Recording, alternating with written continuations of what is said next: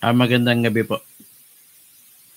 Nais ko na pong depensahan itong BBM vlogger na si Mima Alicia.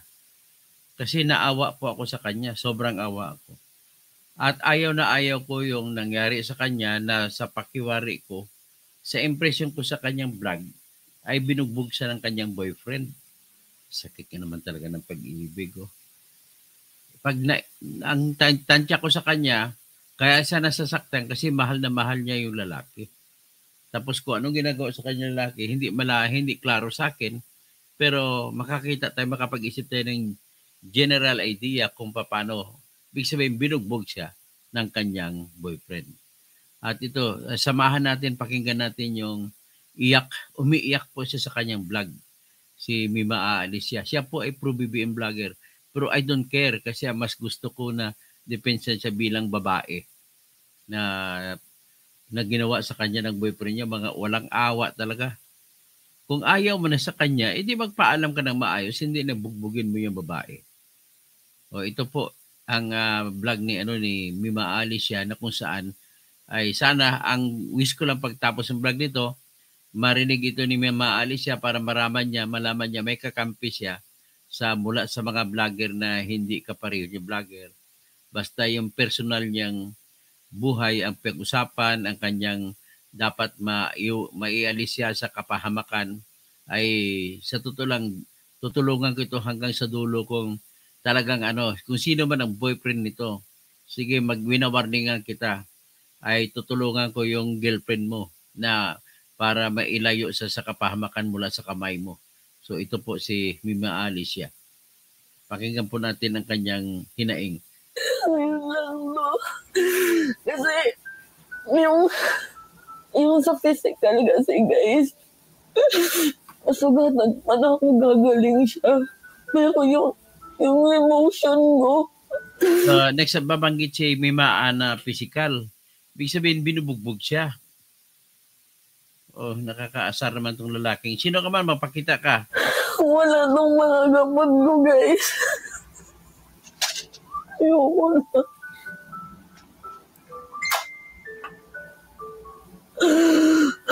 Bilang.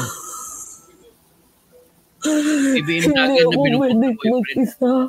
Pero mas pinili ko dito sa Manila kasi dito ako may peace of mind. Gusto ko makasama yung magulang ko, pero ayoko makasama kasi mas nasasaktan ako pag nandun ako sa mga problema, mga trauma na naranasan ko.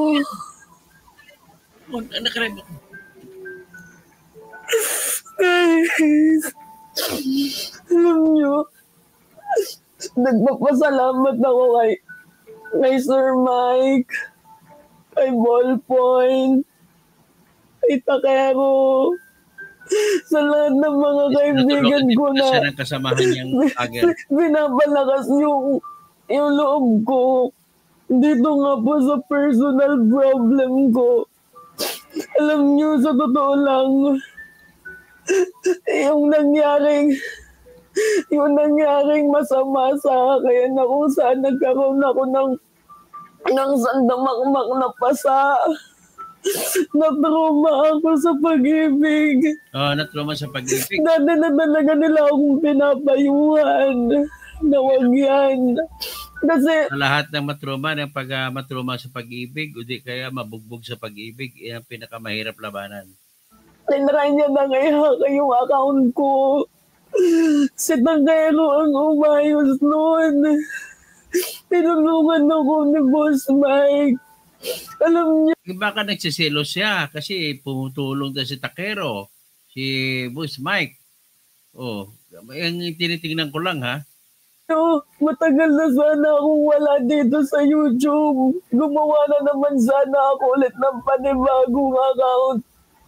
Dahil sa kagagawan ng putang ng ex ko na yan. Si Takero ang... Sino bang ex mo? Babanggitin mo para ma-call out ko rin, para ibablog ko rin, matulungan ka lang. Kailangan matulungan ka para matigil yung... Si Takero ang umayos ng account ko. Pero kahit ginawa niya sa akin yun, pinatawad ko pa din yung lalaking yun. Mahal na mahal. Pumunta ba kami ng Palawan? Lahat sagot ko kasi ganun ako magmahal eh. Hindi ako yung nagsasabi na yung parang anuin ko siya na gusto mo naman yan eh kasi kayo gusto gumala. Ang gusto ko lang mangyari maging masaya kami sa aming anniversary pero matagal niya na po sa akin ginagawa yung hinahawakan niya ako dito. Binabalibag niya ako. Sobrang napaka-traumatizing yung ginawa niya sa YouTube account ko. Pinatawad ko siya. Nakipagbalikan pa din ako. Kahit ganun yung ginagawa. Sana binabanggit mong actual, detalye ng paggawa sa iyo. Sana magabanggit mo yun. Hindi po yung generalization lang. Sa akin, sinasabihan akong pok-pok. Sinasabihan akong bayaran. Sinasabihan niya akong mamatay ka na. Alam niyo guys, may anis sa Diyo. Itong gamot na iniinom ko. Yan, yung Rebutril, Escitalopram, tapos yung mga medical ko, nagbanyuro, nagpa-psychiatrist na ako. Kasi umaabot sa mundo na 3 araw na akong hindi nakakatulog sa nakaisip kung bakit ganito nangyari sa akin. Kung bakit ako ginanito. Dinadawit ako sa mga issues niya. Hindi niyo alam yung pinagdaanan ko guys. Kasi kinikip ko lang yan. Kawawa ka Ayaw ko kasing magmukhang nakakaawa ko kasi personal problem ko to. Pero since na-open ko na siya sa aking mga kaibigan, tapos kinontent na din nila, gusto kong magpasalamat sa mga taong laging nandyan para sa akin. Especially sa'yo, Boss Mike.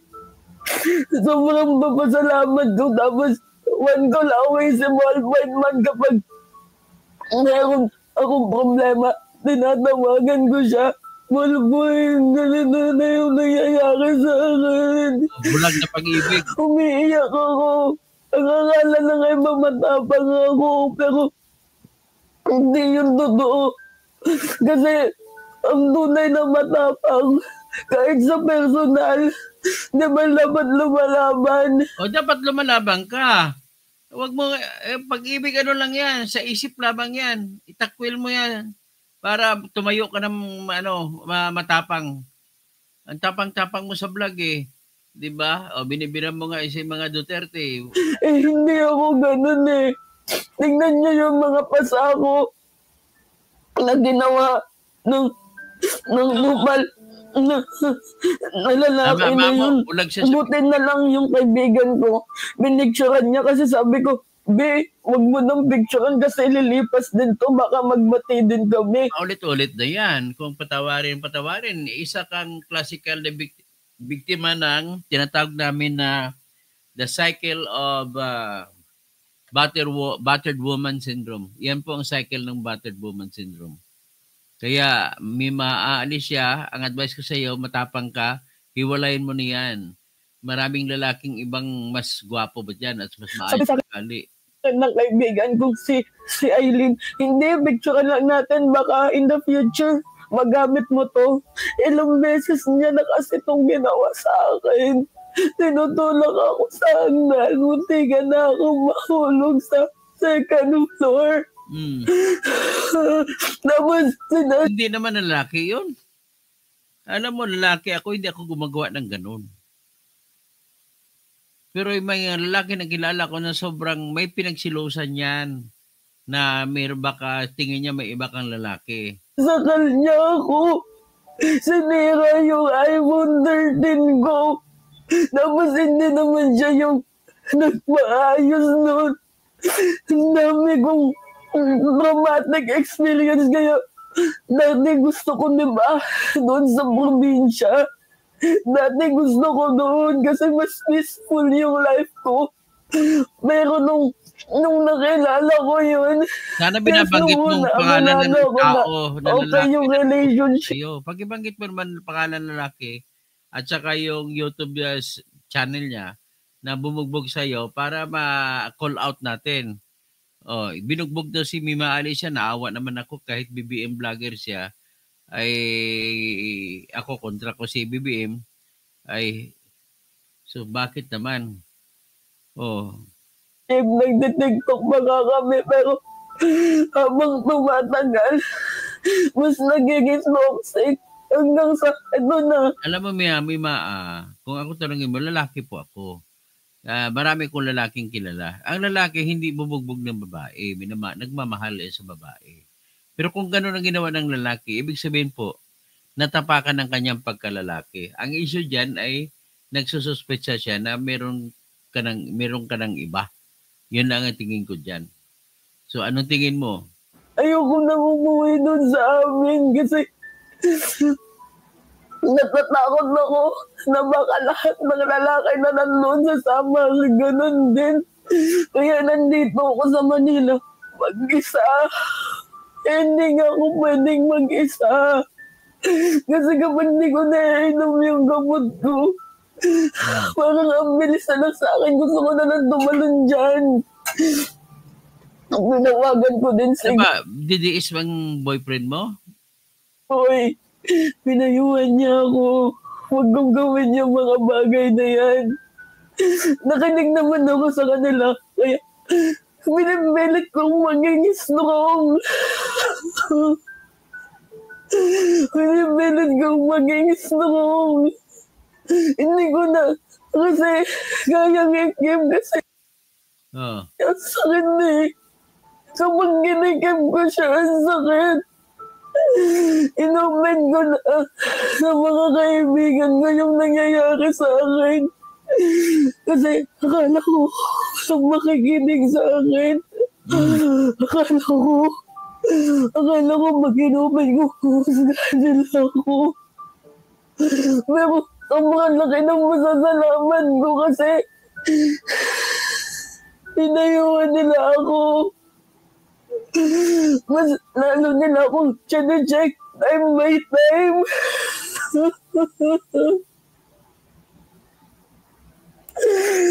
Akala ko wala na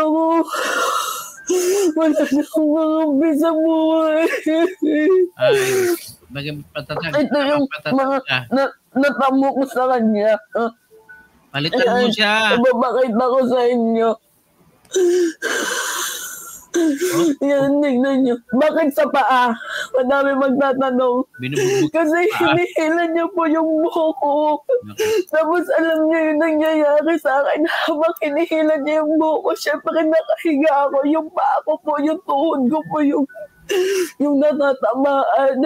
Noon mo sa kalye. Tapos napapahiya po ko noon sa amin. Influencer ako pero ganun ako tratuhin. Tapos, ito ba? Tingnan nyo. Diba? Bugbog sarado nga. Pero tanong ko, bakit binugbog ka ng lalaki? Alam mo yung lalaki, kahit anong sama, hindi nang bubugbog eh. Nang bubugbog lalaki kung nagalaw yung pagkalalaki niya. Ibig sabihin po, yung mga bagay na makagalit sa lalaki, sa isang relasyon ay kung lalaki ay matindi ang selos. Yan lang naman ang paraan ko ng mga sitwasyon kung lalaki Yan, sobrang dami. Sobrang dami. Yan ba yung sa kamay ko? Yan ba yung pinakamalaking sugat ko? Tapos gumawa naman kami ng kasunduan. Hindi ko na lang po. Baka adik yung mo. Tingin ko adik ang boyfriend mo. Pahuli mo na sa pulis yan. Babakita. Pero, meron pong perma yan ng ng lalaking yun. Ang akala ko, hindi niya na uulitin. Pero inulit niya pa din. Pumunta sa bahay. May dalang kutsilyo. Yung kaibigan ko, muntik niya pang saksakin. Tapos, umaakyat minsan doon sa bahay, sa second floor ng bahay namin. Tapos nagwawala siya doon. Sobrang nakakatakot siya pag nagiging ano siya. Pag nag-freak out. Mima, ito na lang ang sa aking advice. You can call me through my web channel sa my Facebook. I-message mo ako kung ano yan, tutulungan kita. Kakasuhan natin yung lalaking bumugbog sa iyo. Yan lang may tutulong ko sa iyo. At dagdag yan, i-call out ko siya, iba-vlog ko siya, mumurahin ko siya sa aking vlog. Yan ang may tutulong ko sa iyo, Mima. Kahit maka-BBM ka na hindi ko gusto yung vlog mo, okay lang sa akin, matulungin naman ako. Kapag babae kasi binugbog, hindi ko kaya. Hindi ko kaya kasi hindi po ako nang bubugbog na babae. Okay, hanggang dyan lang muna, no? Pagdasal lang namin, magdasal lang kami sa iyo para sa iyo mga kagandahan ng ano mo, sitwasyon mo, Mima. So, Tony, Sir Toto, drama lang ba? Kasi addict din yan, magaling umarte. Hindi natin ayoko naman mag-akusa, wala akong ebidensya laban kay Mima. Pero this time, mas maganda pa na maawa na lang muna ako sa kanya at inaalok ko yung aking tulong, ang aking expertise sa legality na pwede ko siya matulungan, magawan ko siya ng reklamo laban sa lalaki na yung nangbubog sa kanya. So, magandang hapon po at abangan niyo po ang live ko para political vlogging.